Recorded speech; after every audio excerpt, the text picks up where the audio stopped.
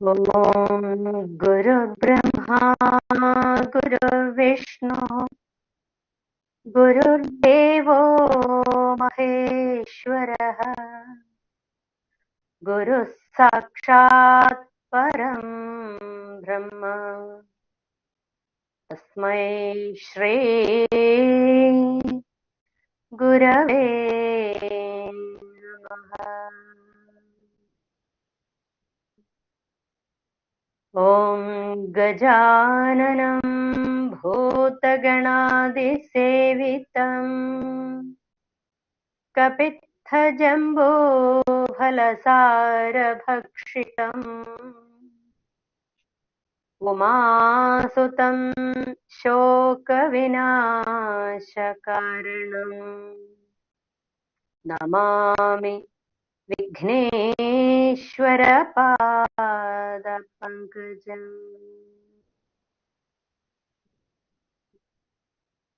ॐ सर्वमङ्गलमाङ्गल्ये शिवे सर्वार्थसाधिके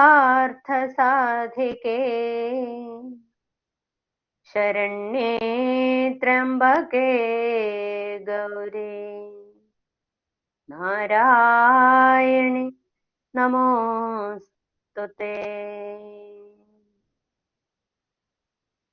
ॐ सरस्वती नमस्तुभ्यं वरदे कामरूपिणि विद्यारम्भं करिष्यामि सिद्धिर्भवतु मे सदा।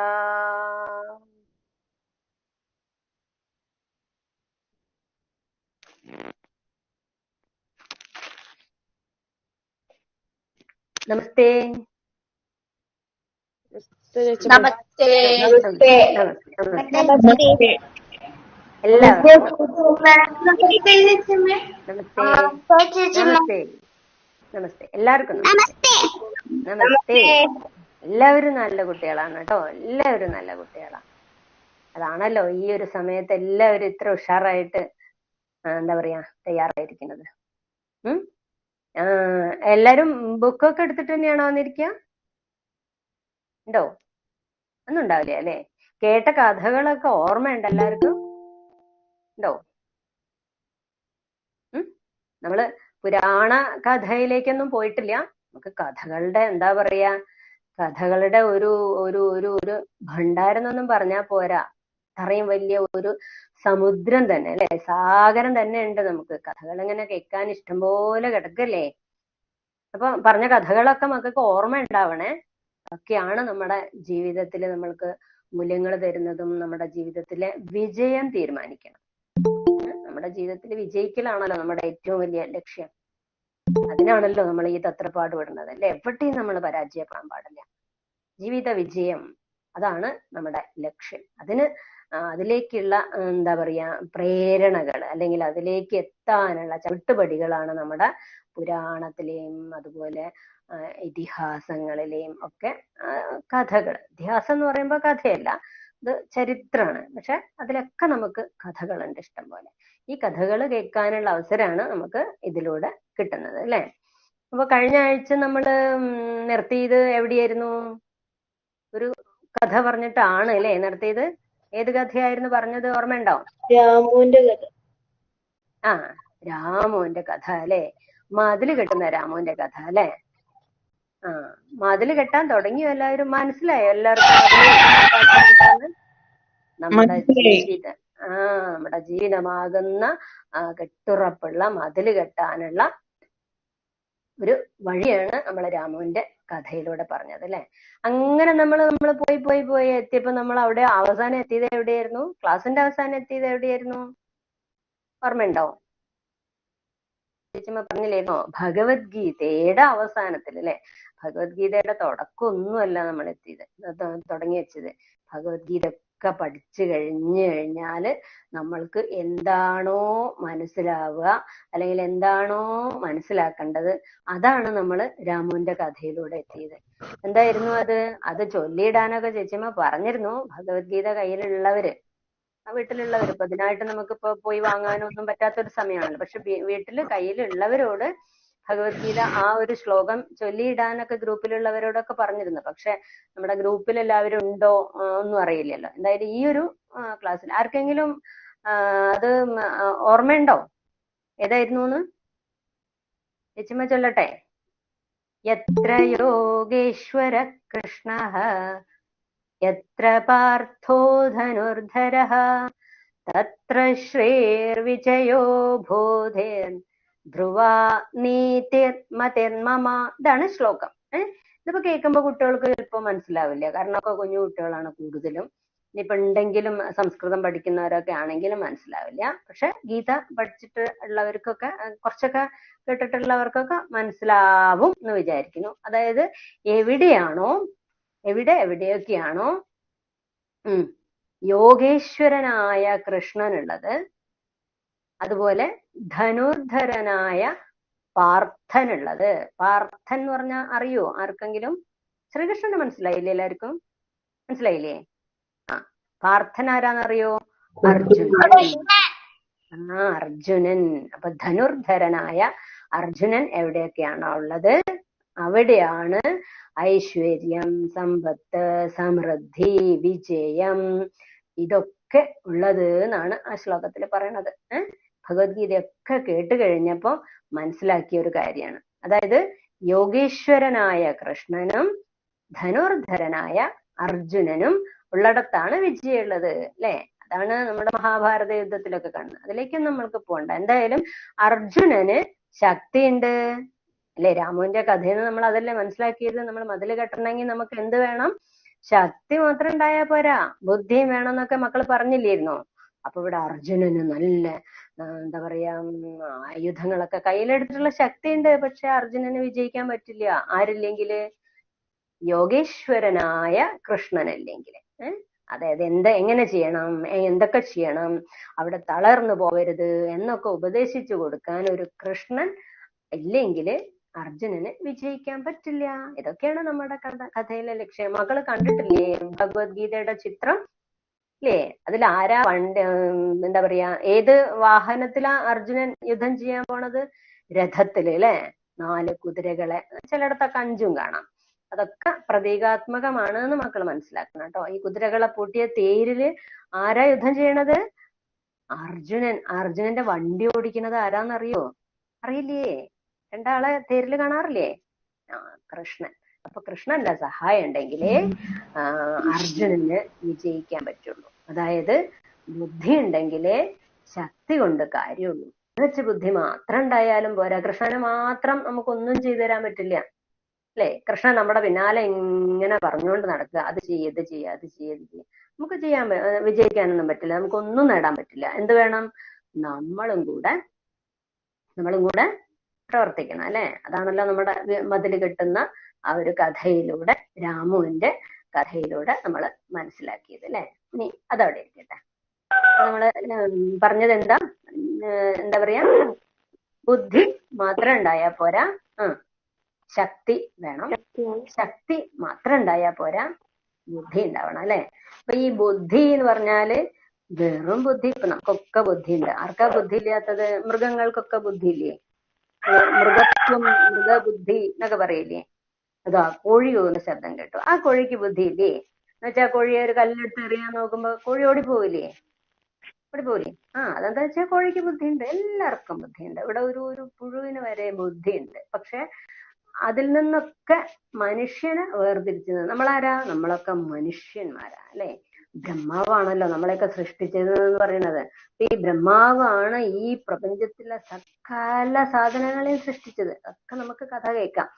അപ്പൊ ഈ സൃഷ്ടികളൊക്കെ ചെയ്തിട്ട് കുഞ്ഞു കുഞ്ഞു കുഞ്ഞു കുഞ്ഞു കുഞ്ഞു കുഞ്ഞു സാധനങ്ങളെയൊക്കെ സൃഷ്ടിച്ച് വന്നപ്പം അവസാനം ബ്രഹ്മാവ് സൃഷ്ടിച്ചതാണ് മനുഷ്യനെ. മനുഷ്യനെ സൃഷ്ടിച്ചു കഴിഞ്ഞപ്പോ ബ്രഹ്മാവിന് സംതൃപ്തിയായി. ഇനി ഒരു സൃഷ്ടി വേണ്ട വിചാരിച്ച് മനുഷ്യന്റെ അപ്പുറത്തേക്ക് ഇനി ആരെങ്കിലും ഉണ്ടോ? ഇല്ല. ദേവന്മാരൊക്കെ നമ്മൾ പറയും, പക്ഷെ മനുഷ്യനാണ് ദേവനായി മാറുന്നത്. നമ്മൾ തന്നെയാണ് ദേവനായിട്ട് മാറുന്നത്. അല്ലാതെ ദേവൻ എന്ന് പറഞ്ഞിട്ട് വേറൊരു വിഭാഗത്തിനൊന്നും നമുക്ക് കാണാൻ പറ്റില്ലല്ലോ. മനുഷ്യനാണ് ഏറ്റവും ശ്രേഷ്ഠരായിട്ടുള്ളത്. അപ്പൊ ഈ മനുഷ്യന്റെ പ്രത്യേകത എന്താ?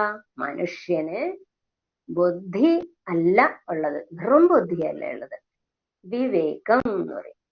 അതായത് നല്ലതിന്, വിവേകം എന്നുള്ള വാക്കിന്റെ അർത്ഥം മക്കൾക്ക് പിന്നെ മനസ്സിലാക്കാം. അതായത് വിശേഷ ബുദ്ധി, അതാണ് മനുഷ്യന്റെ പ്രത്യേകത. എന്താ വിശേഷ ബുദ്ധി എന്ന് പറഞ്ഞാല്?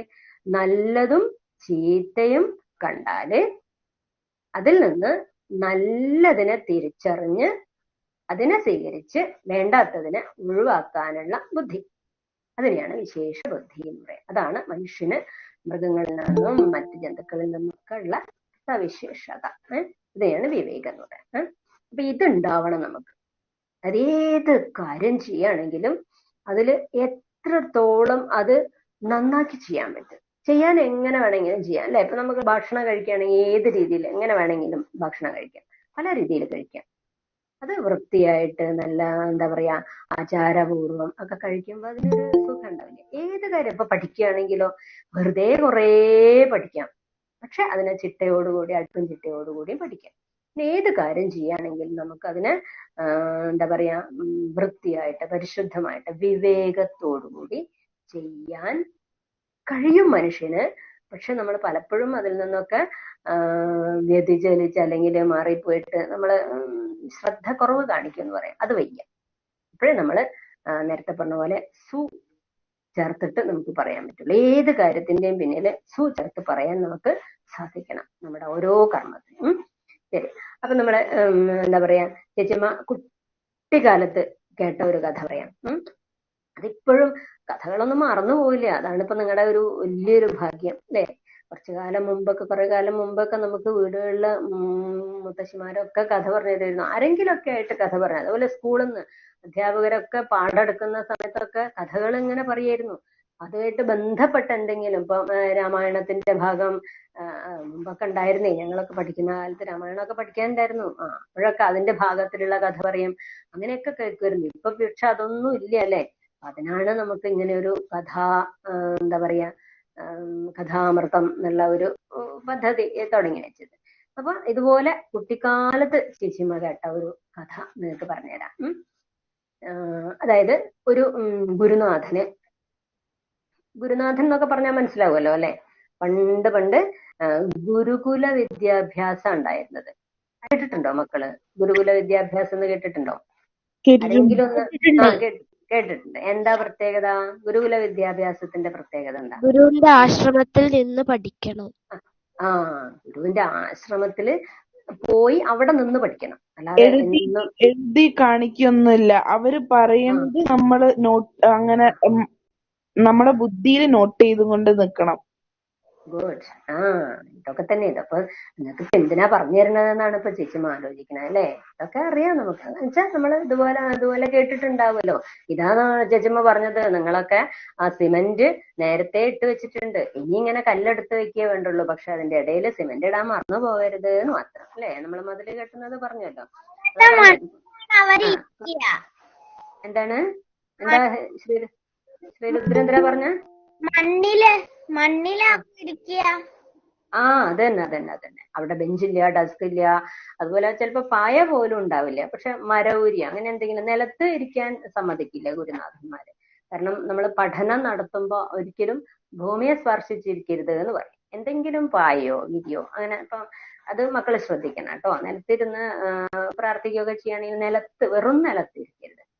എന്തെങ്കിലും ഒരു വിരിയൊക്കെ ഇട്ടിട്ട് അല്ലെങ്കിൽ പായ വിരിച്ചിട്ട് പറ്റുമെങ്കിൽ പുല്ലുപായ. അപ്പൊ പുല്ലുപായ കിട്ടാനില്ല, ഒക്കെ പ്ലാസ്റ്റിക് പായാണല്ലോ അല്ലെ. എന്നാലും നിലത്തിരിക്കില്ല. ശരി, അങ്ങനെ മണ്ണിലാണ്. എന്തായാലും ബെഞ്ചും ഡെസ്കും ഒന്നും ഉണ്ടാവില്ല, കസേര ഉണ്ടാവില്ല. പക്ഷെ ഗുരുനാഥൻ ഇരിക്കാൻ ഒരു ഉയർന്ന പീഠം, അതൊരു മൺതറയൊക്കെ ആയിരിക്കും അല്ലെ. അങ്ങനെയൊക്കെ ആയിരിക്കും ഉണ്ടാവുക. അങ്ങനെ ഇരുന്നിട്ട് അവിടെ പോയി പഠിക്കണം.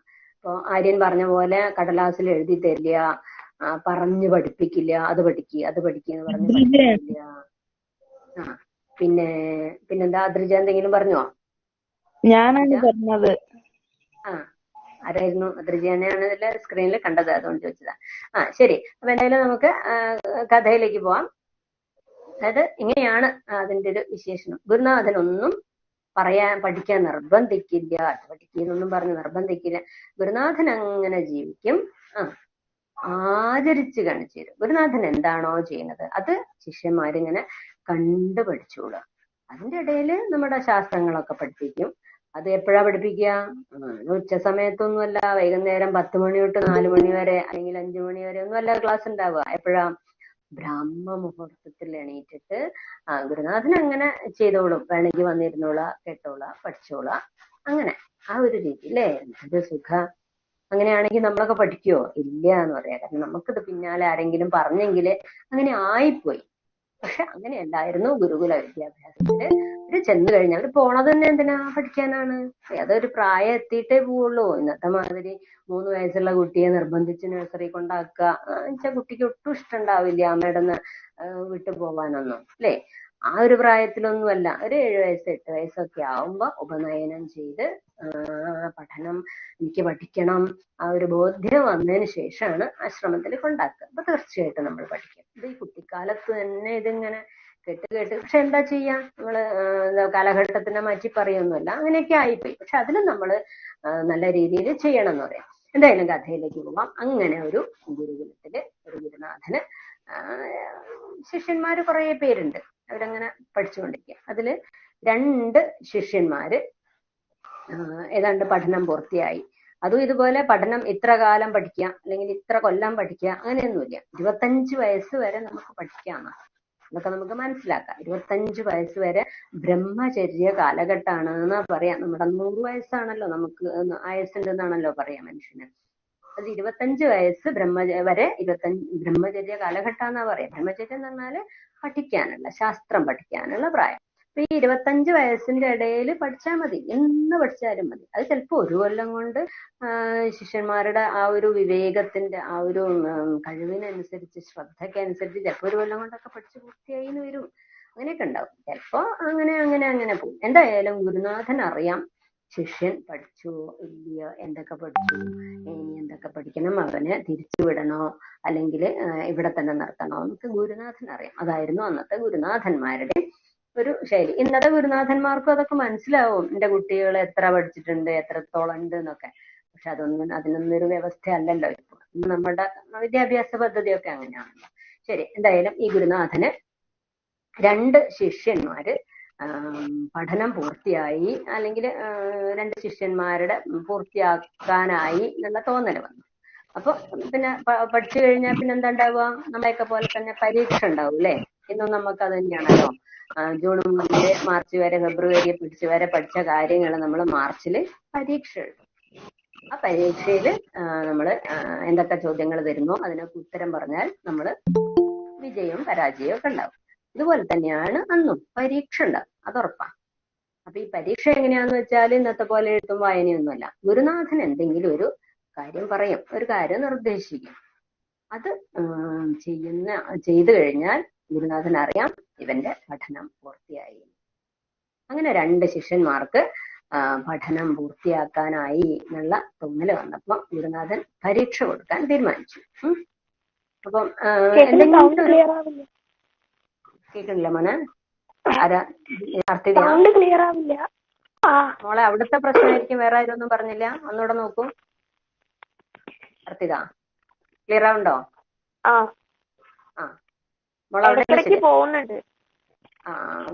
വീട്ടിലെ നെറ്റിന്റെ പ്രശ്നമായിരിക്കും, വേറെ ആരും ഒന്നും പറയുന്നില്ല കേട്ടോ. ആണോ? ശരി, ഇപ്പൊ ക്ലിയർ ആയിണ്ടോ? പക്ഷെ വേറെ പ്രശ്നം വീട്ടിലെ പ്രശ്നമാവുമെന്ന് വിചാരിക്കും, വേറെ ആരും ഒന്നും പറയാത്തുണ്ട്. നോക്കൂ കേട്ടോ. ശരി, എന്തായാലും ഇവിടെ ഗുരുനാഥൻ പരീക്ഷ തീരുമാനിച്ചു.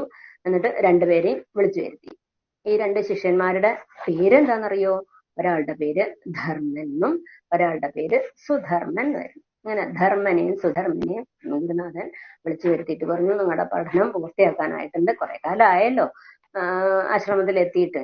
അപ്പൊ നമുക്ക് ഇനി ആ ഒരു പഠനകാലം പൂർത്തിയായി. അപ്പൊ നിങ്ങൾക്ക് 2 പേർക്കും ഞാനൊരു ജോലി തരാൻ പോവാണ്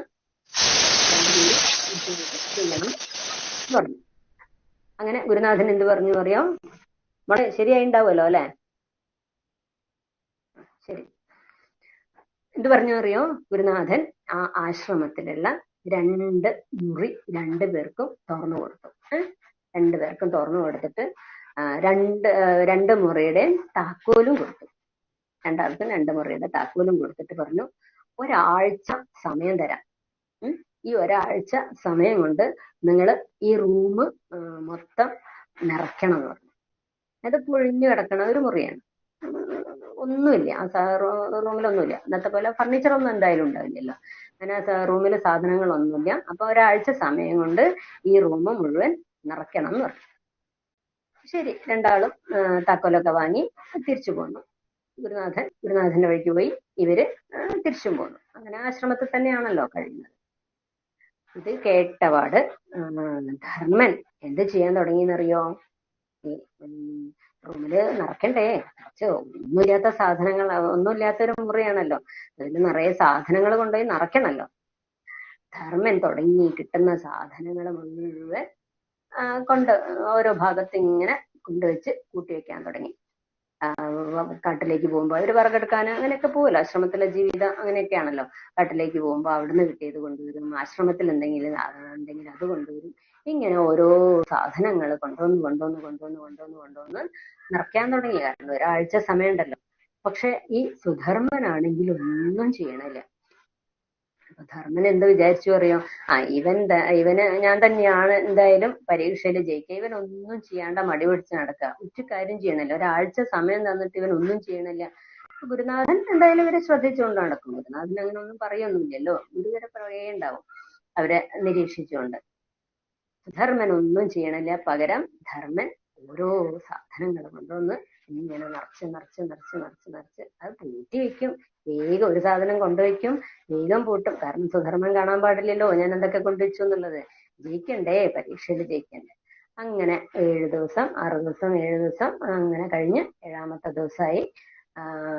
രാവിലെ അതായത് ബ്രഹ്മമുഹൂർത്തത്തില് എല്ലാവരും കുളിച്ച് റെഡിയായി. വേറെ ശിഷ്യന്മാരുണ്ടല്ലോ, അതൊക്കെ കഴിഞ്ഞ് ഗുരുനാഥൻ എത്തി. അന്നത്തെ ആ ഒരു സ്വാധ്യായമൊക്കെ കഴിഞ്ഞ് പിന്നെ ഇവരുടെ പരീക്ഷയ്ക്ക് പോവാണ്. അപ്പൊ രണ്ടാളോടും തയ്യാറാണോ എന്ന് ചോദിച്ചു. അപ്പൊ തയ്യാറാന്ന് പറഞ്ഞു. ചെന്ന് വാതില് തുറക്കാൻ പോവാ. അപ്പൊ അതിന്റെ മുന്നേ രാവിലെ ഈ സുധർമ്മൻ എഴുന്നേറ്റ്, എല്ലാവരും എഴുന്നേൽക്കുന്നതിന് മുമ്പേ എഴുന്നേറ്റ് സുധർമ്മന് വേണ്ടതൊക്കെ ചെയ്തു വെച്ചിട്ടുണ്ട്. അതെന്താന്ന് നമുക്ക് കാണണ്ടേ. അതുവരെ ഈ 7 ദിവസം സുധർമ്മൻ ഒന്നും ചെയ്തിട്ടില്ലായിരുന്നു. റൂമൊക്കെ വൃത്തിയാക്കിയിരുന്നു. ഒക്കെ നല്ലപോലെ അടിച്ച് തുടച്ച് ഒക്കെ വൃത്തിയാക്കിയിട്ട് അങ്ങനെ ആദ്യം അരമുറിയിലാറിയോ പോയത് ഗുരുനാഥൻ ധർമ്മൻ എന്നുള്ള ശിഷ്യന്റെ റൂമിൽ പോയി. അപ്പൊ വാതിൽ തുറന്ന് കാണിച്ചു കൊടുത്തു സന്തോഷത്തോടു കൂടി. കാരണം മുറി നിറച്ച സാധനങ്ങളാണ്. എന്തൊക്കെ സാധനങ്ങളാന്ന് പറയാൻ പറ്റില്ല, എങ്ങനെയൊക്കെയാ വെച്ചതെന്ന് പറയാൻ പറ്റില്ല, പക്ഷെ മുറി നിറച്ചിട്ടുണ്ട്. വലിയ സന്തോഷത്തോടു കൂടി ഗുരു വരൂ എന്നൊക്കെ പറഞ്ഞിട്ട് ആ മുറി താക്കോലിട്ട് തുറന്ന് കാണിച്ചു കൊടുത്തു. അതിന് സന്തോഷമായി. കാരണം അവൻ പറഞ്ഞ പണി വൃത്തിയായിട്ട് ചെയ്തിട്ടുണ്ടല്ലോ, മുറി നിറയ്ക്കാനല്ലേ പറഞ്ഞത്. അപ്പൊ മുറിയൊക്കെ നന്നായിട്ട് നിറച്ചിട്ടുണ്ട്. അവന്റെ പുറത്തൊക്കെ തട്ടി ശരി എന്ന് പറഞ്ഞു. അത് കഴിഞ്ഞ് സുധർമ്മന്റെ മുറിയിലേക്ക് പോവാം. സുധർമ്മന്റെ മുറിയിലേക്ക് ഞാൻ ഈ കഥ കേട്ടിട്ടുണ്ട്. കേട്ടിട്ടുണ്ടാവും കുട്ടികൾ കേട്ടിട്ടുണ്ടാവും. കാരണം ചേച്ചിമ്മ കുട്ടിക്കാലത്ത് കേട്ട കഥയാണ്. പക്ഷെ നമ്മളെന്താ പറയാ, കഥ പല ഭാഗത്തു നിന്നും പലയിടത്തു നിന്നും കേൾക്കുമ്പോ അല്ലേ പല രീതിയിലാവില്ലേ, കേൾക്കാത്തവരുണ്ടാവില്ലേ. ഇത് നമ്മള് കഴിഞ്ഞ കഥയായിട്ട് ബന്ധപ്പെടുത്തിയിട്ടുള്ള ഒരു കഥ പറഞ്ഞതാണ്. കേട്ടിട്ടുണ്ടാവും, പലരും കേട്ടിട്ടുണ്ടാവും. ശരി, എന്തായാലും ഇവരെല്ലാവരും കൂടെ വേറെ ശിഷ്യന്മാരും ധർമ്മനും കൂടി ഗുരുനാഥന്റെ കൂടെ എവിടേക്ക് പോവാ? സുധർമ്മന്റെ മുറിയിലേക്ക് ചെല്ലുക. ഇവിടെ ചെന്നപ്പോ സുധർമ്മന്റെ മുറി അടഞ്ഞു കിടക്കുക, ഉള്ളിൽ നിന്ന് അടഞ്ഞു കിടക്കുക. അപ്പം വാതിലിന് മുട്ടിക്കഴിഞ്ഞപ്പോ സുധർമ്മൻ വാതില് തുറന്നപ്പോ എന്താ അറിയോ കാണുന്നത്?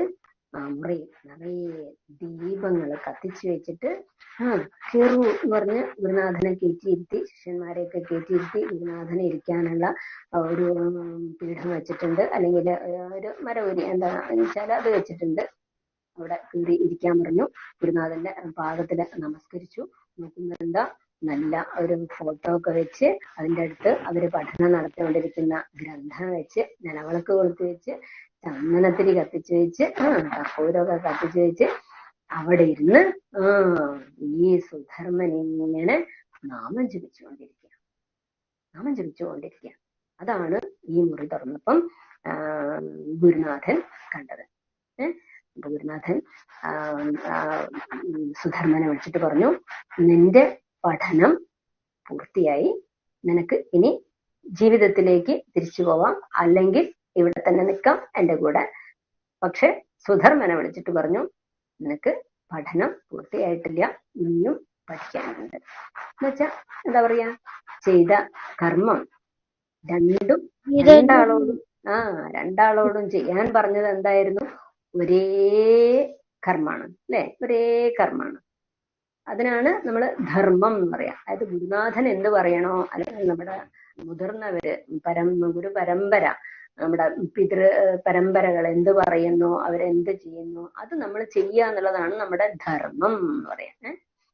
അപ്പൊ ഈ ധർമ്മം ചെയ്യുന്നത് ഏത് രീതിയിലാവണം എന്നാണ് നമ്മൾക്ക് സുധർമ്മൻ കാണിച്ചു തന്നത്. ഗുരുനാഥൻ പറഞ്ഞത് എന്താ? അവർക്ക് കൊടുത്ത മുറി നിറയ്ക്കാൻ രണ്ടാളോടും. അത് ധർമ്മൻ ചെയ്തത് എന്താ? ധർമ്മം ചെയ്തു അല്ലെ, ധർമ്മം ചെയ്തു, ആ ഒരു കർമ്മം ചെയ്തു. എന്ത്? മുറി നിറച്ചു. എന്തൊക്കെ സാധനങ്ങളാ കൊണ്ടിട്ടെന്ന് അറിയില്ല, ചപ്പും ചവറൊക്കെ ഉണ്ടാവും. ആശ്രമത്തിൽ ഇപ്പൊ ഒരുപാട് സാധനമൊന്നും കിട്ടില്ലല്ലോ. എന്തായാലും പല സാധനങ്ങളും കൊണ്ട് വെച്ച് അടുക്കും ചുറ്റിയൊന്നുമില്ല, അത് നിറച്ചു വെച്ചു. നിറയ്ക്കുക എന്നുള്ള ധർമ്മം ചെയ്തു.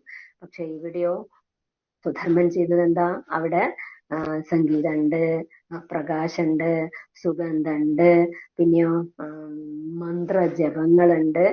ആകെ അന്തരീക്ഷം ആകെ ഒരു എന്താ പറയാ, ഒരു പരിശുദ്ധ അന്തരീക്ഷം, ദൈവിക അന്തരീക്ഷമാക്കിയിട്ട് നിറച്ചു വെച്ചിരിക്കുന്നു. ഒട്ടും പുറത്തേക്ക് പോണില്ല.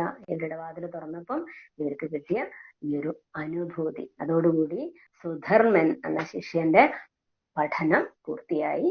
അധർമ്മന് ഇനിയും എത്രയോ പഠിക്കാൻ ബാക്കിയുണ്ട് എന്ന് നമുക്ക് മനസ്സിലാക്കാം അല്ലെ. അപ്പൊ നമ്മള് ചെയ്യേണ്ട കർമ്മങ്ങൾ ഇതാണ് നമ്മളുടെ വിവേകം എന്ന് പറയുന്നത്. അതായത് ശക്തി ഉള്ളതുകൊണ്ടോ അല്ലെങ്കിൽ ബുദ്ധി മാത്രം ഉള്ളതുകൊണ്ടോ, ഇപ്പൊ ഇവിടെ ബുദ്ധി ഇല്ലാഞ്ഞിട്ടല്ലല്ലോ അത് ധർമ്മന് ഇത് പറ്റിയത്, അല്ലല്ലോ. ബുദ്ധി ഉണ്ടല്ലോ, നിറയ്ക്കുക എന്നുള്ള ഇത് ചെയ്തു. പക്ഷെ അത് എങ്ങനെ ചെയ്യണം, ഏത് രീതിയിൽ ചെയ്യണം, എത്രത്തോളം, അതാണ് പേര് തന്നെ കാണിക്കുന്നത്. ഇവരുടെ പേര് തന്നെ കാണിക്കുന്നത്. ഒരാളെ ധർമ്മൻ, ധർമ്മം ചെയ്യുന്നയാള്. മറ്റേയാള് സുധർമ്മൻ, ധർമ്മത്തെ സു ചേർത്ത് ചെയ്യുന്നയാള്. നമുക്കൊക്കെ ഏത് കാര്യം ചെയ്യുകയാണെങ്കിലും അത് സുധർമ്മമായിട്ട് അല്ലെങ്കിൽ സു ചേർത്തിട്ട് ചെയ്യാനുള്ള ഒരു എന്താ പറയാ, അതിനെയാണ് വിവേകം എന്ന് പറയാ, വിശേഷ ബുദ്ധി എന്ന് പറയാം. വെറും ബുദ്ധിയല്ല, വിശേഷ ബുദ്ധി എന്ന് പറയാം. ഇങ്ങനെയാണ് കഥകൾ നമ്മളെ സ്വാധീനിക്കുന്നത്. നമ്മുടെ ഓരോ കർമ്മവും വീട്ടിൽ എന്ത് ചെയ്താലും, ഇപ്പൊ അച്ഛൻ പറഞ്ഞ കാര്യമാണെങ്കിലും അമ്മ പറഞ്ഞ കാര്യമാണെങ്കിലും എന്തോ നമ്മൾ മനമടുപ്പില്ലാതെ സന്തോഷത്തോടുകൂടി, അതുപോലെ വിറക് വെട്ടുകാരന്റെ കഥ പറഞ്ഞു തന്നില്ലായിരുന്നു അല്ലെ, എന്തും നമുക്കൊരു ഭാരമാവാതെ, ഒന്നിലും ഒരു ക്ഷീണം തോന്നാത്ത രീതിയിൽ എന്നുവെച്ച് കഠിനാധ്വാനം ചെയ്യേണ്ടെന്നല്ല പറഞ്ഞത്, എല്ലാം നമുക്ക് വിജയത്തിലേക്ക് എത്തിക്കുന്ന രീതിയിൽ ചെയ്യാൻ നമുക്ക് സാധിക്കണം. അതിന് നമുക്ക് ഈ ഒരു ധർമ്മന്റെയും സുധർമ്മന്റെയും കഥ നമുക്ക് പ്രേരകമാക്കാം. ഇങ്ങനെ ഒരുപാട് എന്താ പറയാ, ഗുരു പരമ്പരകളുടെ ഗുരു ശിഷ്യ ബന്ധത്തിൽ, കാരണം പണ്ട് കാലത്ത് ഇങ്ങനെയായിരുന്നേ, ഗുരുനാഥന്റെ അടുത്ത് പോയി പഠനം നടത്തുക. വീട്ടിലേക്ക് യാതൊന്നും വേണ്ട, കാരണം പഠനം കഴിഞ്ഞിട്ടേ ഇങ്ങോട്ട് വരുള്ളൂ. ഇപ്പൊ സുധർമ്മൻ വീട്ടിലേക്ക് പോവാനായി.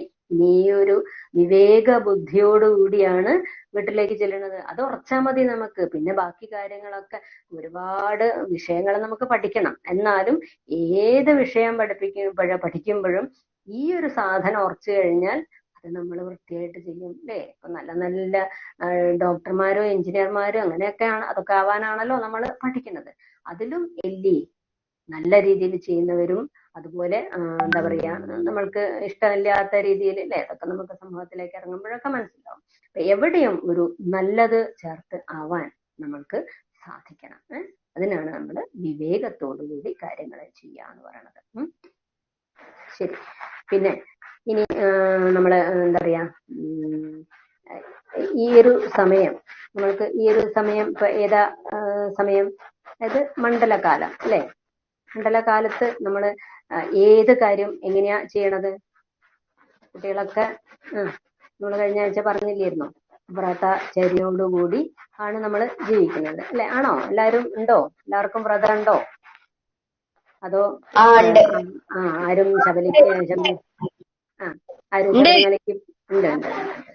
ആരും പോകുന്നില്ല എന്ന് വിചാരിച്ചിട്ട് ആരും വ്രതചര്യൊന്നും മുടക്കിയിട്ടില്ലല്ലോ അല്ലേ? അപ്പൊ നമ്മള് എന്താ പറയാ ഈ ഒരു എന്താ പറയാ ഈ ഒരു സമയം, ഈ ഒരു കാലം, അത് പ്രത്യേകിച്ച് ചേച്ചമ്മ ഈ ഒരു സമയം തെരഞ്ഞെടുത്തത് തന്നെ ഈ ഒരു എന്താ പറയാ ഇപ്പം പറഞ്ഞല്ലോ നമ്മളെ സുധർമ്മൻ ചെയ്ത സമയം, ആ ഒരു ബ്രാഹ്മ മുഹൂർത്തത്തില്. ചേച്ചിമ്മ പറയാൻ ഉദ്ദേശിച്ചത് വേറൊരു കാര്യമായിരുന്നു.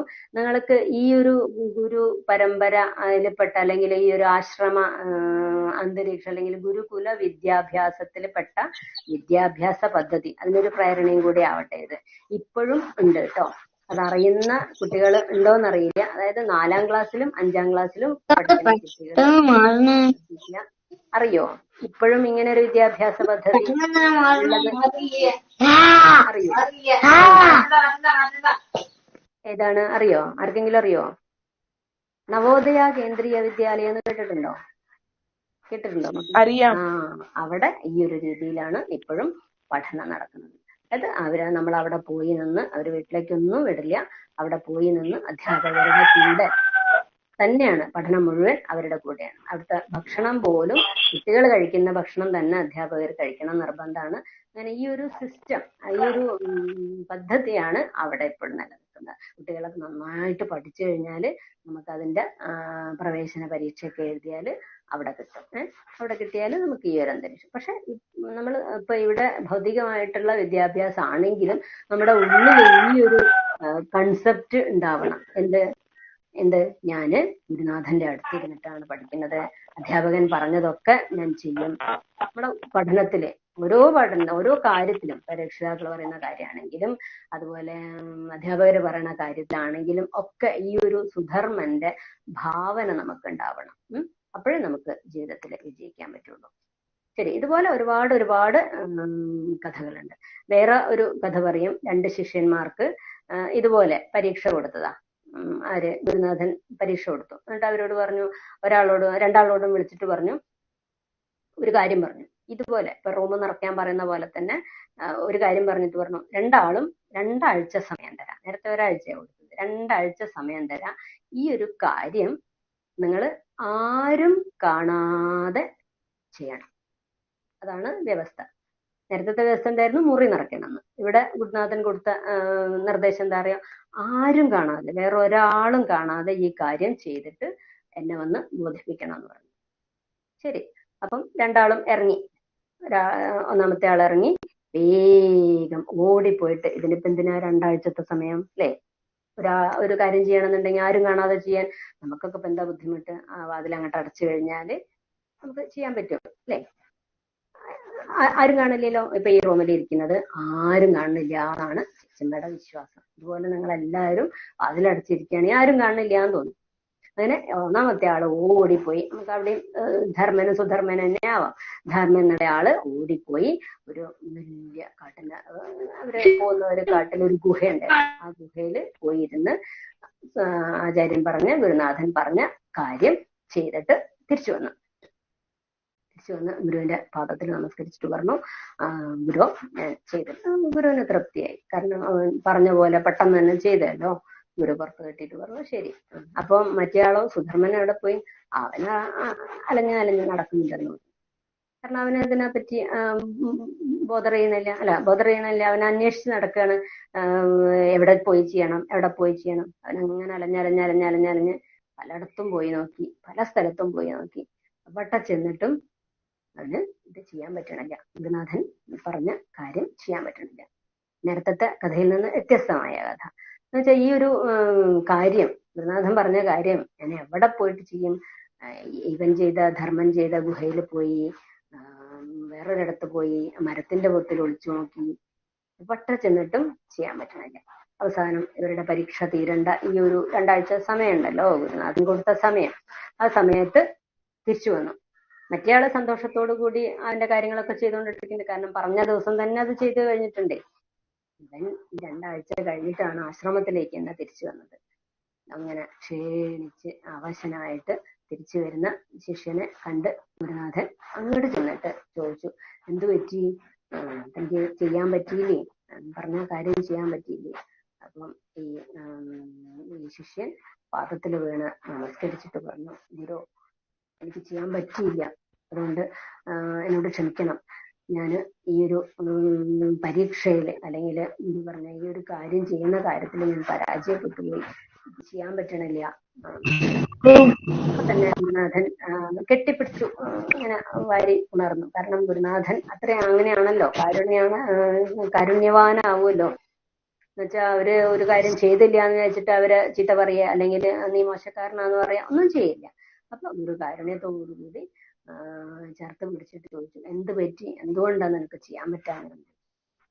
അപ്പൊ ശിഷ്യൻ പറഞ്ഞു, എവിടെ ഇരുന്നാലും ദൈവം കാണും. അതന്നെ, എവിടെ ഇരുന്നാലും ദൈവം കാണും. ആരാ? ഗോവിന്ദാണോ പറഞ്ഞത്? അല്ലേ? ഗോവിന്ദല്ലേ പറഞ്ഞേ? അതെ. ഗോവിന്ദ് അത് നേരത്തെ ക്ലാസ് തുടങ്ങുന്നതിന് മുമ്പ് തെളിയിച്ചിരുന്നു. നിങ്ങളെല്ലാരും വരുന്നതിന് മുമ്പ് ഗോവിന്ദ് ചേച്ചമ്മയ്ക്ക് ഒരു പാട്ട് പാടി തന്നിരുന്നു. എല്ലാം അറിയുന്ന കണ്ണനോട് ഒന്നും പറയേണ്ട കാര്യമില്ല, കൂടെ നടന്ന് എല്ലാം കാണുന്നുണ്ട്, അല്ലേ? അത് മനസ്സിലിരിക്കുന്ന ഗോവിന്ദന്റെ കൃഷ്ണൻ എവിടെയാന്ന് ചോദിച്ചപ്പോ അവന്റെ മനസ്സിലാന്ന് പറഞ്ഞു. പിന്നെ എങ്ങനെയാ ഗോവിന്ദ് പറയാതിരിക്കുക, അല്ലേ? അത് തെളിയിച്ച ആളാണ് ഗോവിന്ദ്. പേര് തന്നെ ഗോവിന്ദാണ്. ശരി, എന്തായാലും ഇവിടെ ഗുരു ചോദിച്ചു, നിനക്ക് എന്താ ദൈവം മാത്രല്ല കേട്ടോ കാണുക, എന്തുകൊണ്ടാ നിനക്ക് ചെയ്യാൻ പറ്റാഞ്ഞെന്ന് ചോദിച്ചു. അപ്പം ഈ ശിഷ്യൻ എന്താ അറിയോ പറഞ്ഞത്? മാത്രല്ല ചെറിയ ചെറിയ ജീവികളും കാണും. ചെറിയ ചെറിയ ജീവികളും കാണും. അപ്പൊ ജീവികളെയൊക്കെ ഒഴിവാക്കിയിട്ട് ചെയ്തൂടെ മോനെ? ആ ജീവികളെയൊക്കെ അവിടുന്ന് ഒഴിവാക്കിയിട്ട് ചെയ്തൂടെ? അപ്പൊ കാണുമോ? എന്തായാലും ഈ ശിഷ്യൻ എന്താ അറിയോ പറഞ്ഞത്? എവിടെ ചെന്നിട്ട് ഏത് ആളില്ലാത്ത മുറിയിൽ ചെന്നിട്ട് ഞാനിത് ചെയ്യാൻ നോക്കുമ്പോഴും ഞാൻ കാണുന്നുണ്ട്, അല്ലേ? ഞാൻ കാണാതെ നമുക്ക് ചെയ്യാൻ പറ്റുമോ? അല്ലേ? ഗോവിന്ദ് അറിയാതെ ഗോവിന്ദനൊരു കാര്യം ചെയ്യാൻ പറ്റുമോ? ഇല്ലല്ലോ. അപ്പൊ നമ്മളറിയാതെ നമ്മൾക്കൊരു കാര്യം ചെയ്യാൻ പറ്റില്ല. അപ്പൊ എവിടെ ചെന്ന് ഞാനിത് ചെയ്യാൻ നോക്കുമ്പോഴും ഞാനിത് കാണണോന്ന് പറഞ്ഞു. വലിയ ഒരു എന്താ പറയാ, വലിയൊരു വിഷയമാണ്. പക്ഷെ നമ്മൾ മനസ്സിലാക്കാൻ, നമുക്ക് ഇത്രയും മനസ്സിലാക്കാലോ, നമ്മുടെ ഉള്ളിലിരിക്കുന്ന കൃഷ്ണൻ, അല്ലേ, കാണാതെ നമുക്കത് ചെയ്യാൻ പറ്റില്ല. അതിന് പറയുന്ന പേരാണ് മനസ്സാക്ഷി. അതായത് നമ്മളറിയാതെ നമുക്ക് ഒന്നും ചെയ്യാൻ പറ്റില്ല. നമ്മളെ ഉള്ളിൽ ഇരുന്നിട്ട് ഒരാള് പറയില്ലേ, എന്തെങ്കിലും തെറ്റ് ചെയ്യുമ്പോ അത് ചെയ്യരുത് കേട്ടോ, പറയില്ലേ? പറയും. നമ്മളൊന്ന് നല്ലപോലെ ആലോചിച്ച് നോക്കൂ. നമ്മളിപ്പോ അമ്മയോടോ അച്ഛനോടൊക്കെ ദേഷ്യപ്പെടുക അല്ലെങ്കിൽ അനിയന്മാരോടൊക്കെ ചീത്ത പറയുകയൊക്കെ ആണെങ്കിൽ ചെയ്യരുത് കേട്ടോ, നമ്മളോട് ഉള്ളിലിരുന്നിട്ട് ഒരാള് പറയുന്നുണ്ട്, ആ ആളാണ് ശരിയായ നമ്മള്. അപ്പൊ ആ ആളെ കാണാതെ, എനിക്ക് എന്നെ കാണാതെ ഇത് ചെയ്യാൻ പറ്റിയില്ല എന്ന് പറഞ്ഞു. അപ്പൊ ഗുരു ഇതുപോലെ കെട്ടിപ്പിടിച്ചിട്ട് പറഞ്ഞു, നിന്റെ പഠനം പൂർത്തിയായി എന്ന് പറഞ്ഞു. ശരിക്കും നോക്കൂ, നമ്മള് ഈശ്വരൻ ഭഗവാൻ കാണാതെ അങ്ങനെയൊന്നും ചിന്തിക്കണ്ട. വേറെ എന്തൊക്കെ സാധനങ്ങളുണ്ട് നമ്മളെ ചുറ്റും, അല്ലേ? ആകാശമുണ്ട്, വായുണ്ട്, ഭൂമിയുണ്ട്, ഇതൊക്കെ വായു ഭഗവാൻ എന്നൊക്കെ കേട്ടിട്ടില്ലേ മക്കള്? വായു ഭഗവാന്റെ പുത്രനാണ് ഹനുമാൻ എന്നൊക്കെ കേട്ടിട്ടില്ലേ? അപ്പൊ വായു ഒരു ഭഗവാനാണെങ്കിൽ, ഒരു ദേവതയാണെങ്കിൽ വായു നമ്മുടെ ചുറ്റുമില്ലേ? ഉണ്ട്. അതുപോലെ ആകാശം, ഇതൊക്കെ ദേവന്മാരായിട്ട് ഈശ്വരീയ ഭാവത്തിൽ കാണുന്ന ഒരു സംസ്കാരാണ്, ഒരു ശാസ്ത്രമാണ് നമുക്ക് പഠിക്കാനുള്ളത്. വെള്ളം, വരുണൻ ദേവനാണ്, അഗ്നി ഭഗവാനാണ്. എന്തൊക്കെ കഥകളുണ്ട് കേൾക്കാൻ അഗ്നി ഭഗവാന്റെ ഒക്കെ, അല്ലെ? അപ്പൊ അഗ്നി ദേവനാണ്, വെള്ളം ദേവനാണ്, വായു ദേവനാണ്, ആകാശം, ഭൂമി, ഇവരൊക്കെ കാണാതെ നമ്മൾ എങ്ങനെയായിട്ട് ചെയ്യാം? എന്ത് കാര്യം ചെയ്യാം? നമുക്ക് എങ്ങനെയാ ജീവിക്കാൻ പറ്റുക? അപ്പൊ ഇവരൊക്കെ നമ്മൾക്ക് സാക്ഷികളാണ്. ഇപ്പം ഗോവിന്ദ് പറഞ്ഞ പോലെയൊക്കെ നോക്കുകയാണെങ്കിൽ നമ്മുടെ ഉള്ളില് ശ്രീകൃഷ്ണൻ ഉണ്ട്, അല്ലേ? ഇപ്പൊ നമുക്ക് ആർക്കും ഗുരുവായൂർ പോവാനോ ഇപ്പൊ ഈ ഒരു മണ്ഡലകാലത്ത് ശബരിമല പോവാനോ ഒന്നും സാധിക്കുന്നില്ല. പക്ഷെ നമ്മള് സ്വാമി ശരണമയ്യപ്പ എന്ന് പറയുന്നത് എവിടെ ഇരുന്നിട്ടാ? മനസ്സുകൊണ്ട് പോവാൻ പറ്റും. മനസ്സുകൊണ്ട് പോകാൻ പറ്റും. തീർച്ചയായിട്ടും. കഥകളൊക്കെ കേട്ട് കഴിഞ്ഞാൽ ആ ഭാഗത്തൂടെ പോവാം, പോയിട്ടുള്ളവർക്ക് ആ വഴി കൂടെ പോവാം. ഒന്നുമില്ലെങ്കിൽ ഇങ്ങനെ ഒരു വനത്തില് ശബരിമലയുടെ മുകളില് അയ്യപ്പനുണ്ട് എന്ന് സങ്കല്പിച്ചാൽ നമ്മുടെ മനസ്സിലേക്ക് അല്ലേ, നമുക്ക് മനസ്സും കൊണ്ട് എത്തിപ്പെടാൻ പറ്റാത്ത ഒരു സ്ഥലമില്ല. അപ്പൊ നമ്മുടെ മനസ്സാണ് നമ്മളുടെ ഏറ്റവും വലിയ സാക്ഷി. നമ്മളാണ് നമ്മുടെ ഏറ്റവും വലിയ സാക്ഷി. മാത്രമല്ല നമ്മുടെ ചുറ്റുവട്ടത്തും ഈ ആകാശവും ഭൂമിയും വായുവും അഗ്നിയും വെള്ളവും ഇങ്ങനെ പിന്നെ വൃക്ഷങ്ങള് വനദേവതമാരെ അല്ലെ രാമായണത്തിലൊക്കെ പ്രാർത്ഥനയുണ്ട്. വനത്തിലേക്ക് രാമലക്ഷ്മണന്മാരെ പറഞ്ഞയക്കുമ്പോ അമ്മമാര് പ്രാർത്ഥിക്കുന്ന പ്രാർത്ഥന വനദേവതമാരോടാണ് കാക്കണേന്ന് പറയുന്നത്. കാരണം വനത്തിൽ പോയ ആരാ ഉള്ളത്? മൃഗങ്ങളാ ഉള്ളത് അല്ലെ. പിന്നെ ഓരോ മൃഗങ്ങള്, സിംഹം, പിന്നെ പുലി, ഇതൊക്കെ നമ്മുടെ ദേവീദേവന്മാരുടെയൊക്കെ വാഹനങ്ങള്. അപ്പൊ ഇവിടെ ദൈവീകത ഇല്ലാത്ത ഒരു സാധനവും ഈ പ്രപഞ്ചത്തിലില്ല. അപ്പൊ ഇവരൊക്കെ കാണാതെ നമുക്കൊരു കാര്യം ചെയ്യാൻ പറ്റുമോ? ഇല്ല. അപ്പൊ ഈ ഒരു ബോധ്യം ഉണ്ടാക്കാനാണ് ഇങ്ങനെ ഒരു പരീക്ഷ കൊടുത്തത്. ആർക്ക്? ഈ 2 ശിഷ്യന്മാർക്ക്. അതില് ആരാ വിജയിച്ചത്? കേട്ട പാട് തന്നെ പോയിട്ട് ആ കാര്യം ചെയ്തു വന്ന ആളാണോ, അതോ ചെയ്യാൻ പറ്റാതെ പരാജയപ്പെട്ടു എന്ന് ധരിച്ച് തിരിച്ചു വന്ന ആളാണോ? രണ്ടാമത്തെ ആളാണ്. ചെയ്യാൻ പറ്റാതെ തിരിച്ചു വന്ന ആള്. കാരണം അവിടെ ആ പറഞ്ഞ കർമ്മം ചെയ്യലല്ല ശ്രേഷ്ഠമായത്. എന്തായിരുന്നു? അതിന്റെ പിന്നിലുള്ള ആ ഒരു ഭാവന, അതായിരുന്നു അവിടെ വിജയത്തിന്റെ കാര്യമായിട്ട് അല്ലെ. ആദ്യത്തേത് കർമ്മം എങ്ങനെ ചെയ്യണം എന്നുള്ളത് ബോധ്യപ്പെടുത്താൻ വേണ്ടിയിട്ടാണ് ആദ്യത്തെ ശിഷ്യന്മാരുടെ പരീക്ഷ അല്ലെ. അപ്പൊ 2 കൂട്ടം ശിഷ്യന്മാരുടെ ഗുരുനാഥൻ കൊടുത്ത പരീക്ഷയാണ് വിജയമെന്ന് നമുക്ക് കഥയായിട്ട് പറഞ്ഞത്. ഇതില് രണ്ടാമത്തെ കഥ, ആദ്യത്തെ കഥ എല്ലാവരും കേട്ടിട്ടുണ്ടാവും അല്ലെ. അത് പൊതുവേ അധ്യാപകരൊക്കെ പറയുന്ന ചേച്ചിമ്മ ഇതുപോലെ സ്കൂളിൽ നിന്ന് കേട്ട, കുട്ടിക്കാലത്ത് സ്കൂളിൽ നിന്ന് കേട്ട കഥയാണ്. രണ്ടാമത്തെ കഥയും ഇതുപോലെ നമ്മള് ഈ ഒരു തത്വത്തെ അല്ലെങ്കിൽ ഈ ഒരു കാര്യത്തെ ബോധ്യപ്പെടുത്താന് എന്ന് വെച്ചാല് നമ്മുടെ മനസ്സാക്ഷിക്കെതിരായിട്ട് നമ്മൾക്ക് ഒന്നും ചെയ്യാൻ സാധിക്കില്ല എന്നുള്ളതല്ല, ചെയ്യരുത്. നമ്മൾക്ക് എന്തും ചെയ്യണമെങ്കിൽ നമ്മുടെ ഉള്ളിലിരുന്ന് ഒരാള് പറഞ്ഞു തരുന്നുണ്ട്. ആ ആളെ നമുക്ക് പിന്നെ പരിചയപ്പെടാം. ആരാണ് നമ്മുടെ ഉള്ളിൽ ഇരുന്നിട്ട് അത് പറഞ്ഞു തരുന്നത്? അങ്ങനെ ഒരാളുണ്ട്, നമ്മുടെ കൂടെ നടക്കുന്ന ഒരാള്. അതാരാന്ന് നമുക്ക് പിന്നെ വേറൊരു കഥയിലൂടെ മനസ്സിലാക്കാം. എന്തായാലും ആരാണ്? ഭഗവാൻ തന്നെ. പക്ഷെ ഭഗവാൻ എന്നുള്ളത് ഒരു തത്വമാണ്. പക്ഷെ നമുക്ക് കഥകളിലൂടെ പോകുമ്പോ ഒരുപാട് കഥാപാത്രങ്ങളെ പഠിക്കാൻ പറ്റും. ഓരോ കഥാപാത്രം, ഇപ്പൊ രാമൻ, ലക്ഷ്മണൻ, അതൊന്നും കഥാപാത്രങ്ങളല്ല കേട്ടോ. എന്താ പറഞ്ഞ് അത്ര മനസ്സാണോ? ആരാ? മനസ്സ് ആണോ? മനസ്സ് തന്നെ. മനസ്സ് തന്നെയാണല്ലോ എല്ലാത്തിനും കാരണം. അപ്പൊ നമ്മുടെ ഗുരു ആരാ? നമ്മുടെ മനസ്സാണ് അല്ലെ. നമ്മളെ മനസ്സ് പറയുന്നതാണ് നമ്മൾ എന്തും ചെയ്യണത്. പക്ഷെ ആ മനസ്സിനെ കൊണ്ട് നല്ലത് പറയിപ്പിക്കുക, അതുപോലെ നല്ല കാര്യം ചെയ്യിക്കുക എന്നുള്ളതാണ് നമ്മുടെ വിവേകത്തിന്റെ ഒരു ഒരു ഒരു എന്താ പറയാ ലക്ഷണം. അതാണ് നല്ല കാര്യങ്ങൾ ചെയ്യാൻ മനസ്സ് തന്നെയാണ്. എന്തായാലും അങ്ങനെ കുറെ കഥകളിലൂടെ നമുക്ക് പോവാം. പറഞ്ഞു തരുന്ന ആളെ പറഞ്ഞു തരട്ടെ. ആരാന്ന് നിങ്ങൾ കേട്ടിട്ടുണ്ടാവും. ആരാന്നറിയോ? ആരാ? നാരദ മഹർഷി കേട്ടിട്ടുണ്ടോ? നാരദ മഹർഷി. നാരദ മഹർഷി. എന്താ നാരദ മഹർഷിയുടെ പ്രത്യേകത? ആകാശത്ത് കൂടെ ഇങ്ങനെ നടക്കൂലേ. എങ്ങനെ? നാരായണ അതന്നെ. നാരായണ നാരായണ നാരായണ എന്ന് പറഞ്ഞു. കഴുത്തിലൊരു മാല ഉണ്ടാവും. പിന്നെയോ വീണയുണ്ടാവും. പിന്നെയോ കയ്യില് ഒരു സാധനം ഉണ്ടാവും അല്ലെ. ഇതൊക്കെ ആയിട്ട് ഇങ്ങനെ ആകാശത്ത് കൂടെ പോകുന്ന ആളല്ലേ നാരദൻ നമ്മുടെ മനസ്സില്. ആണോ? പിന്നെ വേറെന്താ നാരദ മഹർഷിയുടെ പ്രത്യേകത? വേറെന്താ നാരദ മഹർഷിയുടെ പ്രത്യേകത? മഹാവിഷ്ണുവിന്റെ ഒരു വലിയ ഭക്തനാണ്. മഹാവിഷ്ണുവിന്റെ വലിയ ഭക്തനാണ്. പിന്നെയോ ചേച്ചിമ്മ പ്രതീക്ഷിക്കണ വേറെ ഒരു ഉത്തരണ്ട്. അതാർക്കെങ്കിലും പറയാൻ പറ്റുമോ? എന്തായാലും നിങ്ങളെല്ലാരും എന്താ പറയാ, ഇവിടെ കേട്ടത് അവിടെ പോയി പറയും. ഇവിടുത്തെ കാര്യം അവിടെ പോയി പറയും അല്ലേ. അങ്ങനെ ഒരു ഒരു ഒരു ഒരു ആൾക്ക് എന്താ പറയാ, ഭീഷണിക്കാരനായിട്ടാണ് എല്ലാവരും നാരദനെ കാണുക അല്ലേ.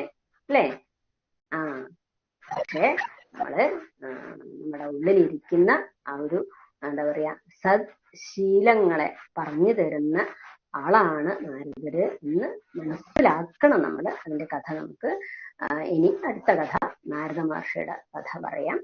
അപ്പൊ നമുക്ക് മനസ്സിലാവും നമ്മുടെ ഉള്ളിൽ, അതായത് ഈ രണ്ടാമത് ചെയ്യാൻ പോയ ആളുടെ ഉള്ളിലിരുന്നത് ആരായിരുന്നു. ആ നാരദ മഹർഷിയുടെ ഒരു കാരുണ്യം അല്ലെങ്കിൽ അനുഗ്രഹം ഉണ്ടെങ്കിലേ അപ്പൊ നമ്മള് എന്താ പറയാ, ഈ ഒരു ഇപ്പൊ ശ്രീജന അല്ലേ പറഞ്ഞത്, ഇവിടുത്തെ കാര്യം അവിടെ പോയി പറയാം. അതാണ് നാരദ മഹർഷിയുടെ മഹത്വം. അങ്ങനെ ഇവിടുത്തെ കാര്യം അവിടെ പോയി പറഞ്ഞതുകൊണ്ട്, അവിടുത്തെ കാര്യം ഇവിടെ വന്ന് പറഞ്ഞതുകൊണ്ടും ഒക്കെയാണ് നമുക്ക് നമ്മുടെ ഈ മഹത്തായ കുറേ ശാസ്ത്രങ്ങൾ കിട്ടിയത്. അങ്ങനെ നമുക്ക് മനസ്സിലാക്കുമ്പോഴേ നമുക്ക് നാരദ മഹർഷിയെ മനസ്സിലാക്കാൻ പറ്റുള്ളൂ. അല്ലാതെ വെറുതെ ഒരു കഥ കേൾക്കുമ്പോൾ നമുക്ക് മനസ്സിലാവും, അയ്യേ നേരെന്താ ഇവിടുത്തെ കാര്യം ഇവിടെ പറയാം, അങ്ങനെ അടിയുണ്ടാക്കണ ആളാന്ന് മനസ്സിലാവും. ശരിക്കും നമുക്ക് നാരദ മഹർഷിയെ മനസ്സിലാക്കണമെങ്കിൽ നമ്മുടെ ഉള്ളിലിരിക്കുന്ന, നമ്മുടെ നയിക്കുന്ന, നമ്മുടെ നന്മയിലേക്ക് നയിക്കുന്ന ആ ഒരു വലിയ ശക്തിയാണ് നാരദര് എന്ന് മനസ്സിലാക്കണം. നമുക്കിനി അടുത്തത് നാരദ മഹർഷിയുടെ കഥ കേൾക്കാം. എന്തായാലും ഇന്നത്തെ ഈ രണ്ട് കൂട്ടം ശിഷ്യന്മാരുടെ കഥ നിങ്ങൾക്ക് വേണ്ടി വെച്ച് സമർപ്പിക്കുകയാണ്. എല്ലാവരും ഈ ഒരു വിവേകം അല്ലെ, നമ്മൾ രാമായണമൊക്കെ പഠിക്കുന്നതിന് അതിനാണ്. അത് രാമായണം എന്ന് പറഞ്ഞാൽ രാമായണത്തിൽ നല്ല കാര്യങ്ങൾ മാത്രമേ ഉള്ളൂ ആണോ? അല്ല, എന്തൊക്കെ ചിത്ത കാര്യങ്ങളുണ്ട് അല്ലെ. സ്വന്തം കുട്ടികളെ എന്താ പറയാ അസുരന്മാരടുത്തേക്ക് പറഞ്ഞയക്കണു അച്ഛൻ, അത് കഴിഞ്ഞിട്ട് കാട്ടിലേക്ക് പറഞ്ഞയക്കണു. അങ്ങനെ ചീത്ത കാര്യങ്ങൾ ഒരുപാട് നമുക്ക് തിരഞ്ഞെടുക്കാനുണ്ട്. പക്ഷെ അതൊന്നും അല്ല നമ്മൾ കാണേണ്ടത്. നമ്മൾക്ക് എപ്പോഴും അതാ വിവേകം എന്ന് പറയണത്. ചീത്തയും നല്ലതും കണ്ടാൽ, അല്ലെങ്കിൽ നന്മയും തിന്മയും കണ്ടാൽ അതില് നന്മ തിരിച്ചറിഞ്ഞ് തിന്മയെ ഉപേക്ഷിച്ച് നന്മയെ സ്വീകരിക്കാനുള്ള ബുദ്ധി, അതിനെയാണ് വിവേകം എന്ന് പറയാ. അതാണ് മനുഷ്യന് ഉണ്ടായിരിക്കേണ്ടത്. നമ്മുടെ കുട്ടികൾക്ക്, നിങ്ങൾക്ക് ഓരോരുത്തർക്കും ഉണ്ടാകും. ഈ രീതിയിലാവണം നമ്മുടെ ഓരോ കാര്യങ്ങളും. എന്നുവെച്ച് ഇത് ഈ ഒരു ഭാവത്തിൽ മാത്രം പോരാ. നമ്മുടെ പഠന കാര്യത്തിലും, വീട്ടില് അച്ഛനോടും അമ്മയോടും പെരുമാറുന്ന കാര്യത്തിലും, നമ്മുടെ അനിയന്മാരോടും ഏട്ടന്മാരോടും പെരുമാറുന്ന കാര്യത്തിലും ഒക്കെ നമുക്ക് ഈ ഒരു വിവേകത്തോടു കൂടി ചെയ്യാൻ സാധിക്കണം. ശരി, എന്തായാലും ഇന്നത്തെ കഥാഭാഗം നമുക്ക് ഇവിടെ നിർത്താം. ഇത് 2 കഥയല്ലേ നമ്മൾ കേട്ടെ അല്ലേ? കേൾക്കണ്ടല്ലോ എല്ലാരും അല്ലേ? അതിന്റെ കൂടെ നമ്മൾ ഇതിനോട് ബന്ധപ്പെടുത്തിയിട്ട് ഭഗവത്ഗീതയിലെ ഒരു ശ്ലോകവും പഠിച്ചു അല്ലെ. ഈ ശ്ലോകം ഒന്ന് ചൊല്ലിത്തന്നാൽ നിങ്ങൾക്ക് ഏറ്റു ചൊല്ലാൻ പറ്റുമോ? അറിയുന്നവരുണ്ടോ? ഗീത പുസ്തകം കയ്യിലുള്ളവരുണ്ടോ? നമുക്ക് എന്തെങ്കിലും ഒന്ന്, ഇപ്പൊ നമ്മള് കുറെ സുഭാഷിതങ്ങള് കഥകളുടെ ഇടയിൽ മനസ്സിലാക്കി, അതുപോലെ ഇടയ്ക്ക് ഓരോ ഭഗവത്ഗീതയൊക്കെ പരിചയപ്പെടുന്നത് നല്ലതല്ലേ? എത്ര യോഗേശ്വര കൃഷ്ണ, പറഞ്ഞു നോക്കൂ. എത്ര യോഗേശ്വര കൃഷ്ണ.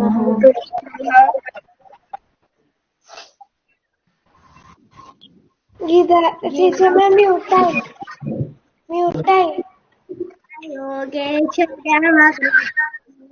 എത്ര പാർത്ത ചേച്ചിയമ്മ മ്യൂട്ടായി. ചേച്ചിയമ്മയുടെ മൈക്ക് മ്യൂട്ടായി.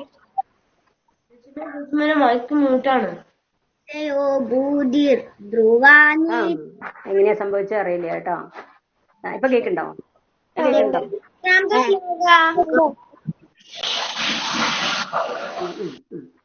ഞാൻ പാടിയിട്ട് ഉണ്ട്. ശ്രീരുദ്ര, ഹരീഷ്, പിന്നെ ആരോ കുറച്ച് പേരൊക്കെ പാടിയിട്ടുണ്ട്. അത് എല്ലാവർക്കും ഭഗവത്ഗീത ഉണ്ടായിക്കോളണമെന്നില്ല മോളെ, അതുകൊണ്ടാവും കേട്ടോ. ഉള്ളവര് എന്താണ് എത്രാമത്തെ ശ്ലോകം? ഏറ്റവും അവസാനത്തെ. പുസ്തകമുള്ളവരാണെങ്കിൽ ഏറ്റവും അവസാനത്തെ, ഭഗവത്ഗീതയിലെ ഏറ്റവും അവസാനത്തെ. അതാണ് കഴിഞ്ഞ ആഴ്ച നമ്മൾ പാടിയിട്ടുണ്ടായിരുന്നു. പ്രാർത്ഥനയാവും ചോദിച്ചത് അല്ലേ? ശരി, ഇതൊന്ന് ചൊല്ലിയിട്ട് നമുക്ക് നിർത്താം. കാരണം നമ്മള് എന്താ പറയാ, നമ്മുടെ പറഞ്ഞില്ലേ, ഈ കഥകളൊക്കെ കേൾക്കുന്നത് നമ്മളുടെ ഗീതയില്, രാമായണത്തില്, അതുപോലെ ഭാഗവതത്തില് അല്ലെ, പുരാണ കഥകളാണല്ലോ നമ്മൾ കേൾക്കാനിരിക്കുന്നത്. പുരാണ കഥകളിലേക്കൊന്നും ആരോ ഒരാള് സ്ക്രീനിൽ കാണിക്കുന്നുണ്ട്. നല്ല കാര്യം. ആരാ കാണിച്ചത്? ഇതിലേക്കൊക്കെ എത്താൻ വേണ്ടിയിട്ടുള്ള ഒരു എന്താ പറയാ, പറഞ്ഞില്ലേ, ചവിട്ടുപടികളാണ്. കാരണം അതാണ് നമ്മൾ പഠിക്കുന്നത്. പുരാണ കഥകൾ ആണല്ലോ നമ്മളിവിടെ കേൾക്കാനിരിക്കുന്നത്. ഈ പുരാണത്തിലേക്കൊക്കെ എത്താൻ വേണ്ടിയിട്ടാണ് നമ്മൾ അല്ലാതുള്ള കുഞ്ഞു കഥകളൊക്കെ. ഈ ഓരോ കഥയിലേക്ക് പോകുമ്പം അവിടെ യോഗേശ്വരനായ കൃഷ്ണൻ നമ്മുടെ വിവേകം, അതുപോലെ ധനുർധരനായ പാർത്ഥൻ നമ്മുടെ ശക്തി. ശക്തിയും ബുദ്ധിയും കൂടെ ചേരുമ്പോഴേ നമുക്ക് വിജയം ഉണ്ടാവുള്ളൂ എന്നുള്ള തത്വമാണ് ഒരു ഗീത ശ്ലോകത്തിൽ നിന്ന്. അതായത് ഭഗവത്ഗീത മുഴുവൻ പഠിച്ചു കഴിഞ്ഞപ്പം അത് കേട്ട സഞ്ജയനുണ്ടായ ഒരു ബുദ്ധിയാണ്. ഇവരോടും കൂടി ഉള്ളതുകൊണ്ട് അങ്ങനെ പറയാണ്. 699 ശ്ലോകവും കേട്ട് കഴിഞ്ഞപ്പോ അല്ലെങ്കിൽ പഠിച്ചു കഴിഞ്ഞപ്പോ ഭഗവാന്റെ ഉപദേശം മുഴുവൻ കേട്ട് കഴിഞ്ഞപ്പോ അത് കേട്ടിരുന്ന സഞ്ജയനുണ്ടായ ഒരു വിവേകമാണ്. അവിടെ അർജുനനും ഭഗവാനും അല്ല അത് പറഞ്ഞത്. നമ്മൾ പറയും ഭഗവത്ഗീത മുഴുവൻ ഭഗവാൻ പറഞ്ഞതാണ്, അർജുനനോട് പറഞ്ഞതാണ്. അല്ല, ഇത് ഭഗവാന്റെ ഉപദേശം കേട്ട വേറൊരാൾക്ക്, അതായത് സഞ്ജയൻ. അല്ലെ, നമ്മൾ ആ പുസ്തകത്തിന്റെ മുകളിൽ കാണാം സഞ്ജയ ഉവാച എന്നൊക്കെ. അപ്പൊ ആ സഞ്ജയന് മനസ്സിലായ ഒരു കാര്യമാണ് എന്ത്? യോഗേശ്വരനായ കൃഷ്ണനും, അതായത് ബുദ്ധിയും നല്ല വിവേക ബുദ്ധിയും, ധനുർധരനായ പാർത്ഥനും നല്ല ആരോഗ്യവും ശക്തിയും ഒക്കെ ഉണ്ടെങ്കിലേ അവിടെ ഐശ്വര്യവും വിജയവും എല്ലാം ഉണ്ടാവുള്ളൂ എന്നുള്ളതാണ്. അതാണ് നമുക്ക് പഠിക്കാനുള്ളത്. അത്രയും അതാണ് അതിൻ്റെ ഒരു എന്താ പറയാ കൺക്ലൂഷൻ ഒക്കെ പറയില്ലേ. അപ്പൊ നമുക്കതൊന്ന് ചൊല്ലിയിട്ട് നമുക്ക് അല്ലെ, അങ്ങനെ ഒരു ശ്ലോകം നമുക്ക് പഠിക്കാമല്ലോ. ഇനിയും നമുക്ക് പഠിച്ചെടുക്കാനുള്ള മുത്തുകള് നമ്മുടെ ശാസ്ത്രത്തില് നമുക്കുണ്ട്. ശരി. യത്ര യോഗേശ്വര കൃഷ്ണ യത്ര പാർത്ഥോ ധനുർധരഃ തത്ര ശ്രേർവിജയോ ഭൂതിഃ ധ്രുവാ നീതിർമതിർമമ. ഇതാണ് ശ്ലോകം.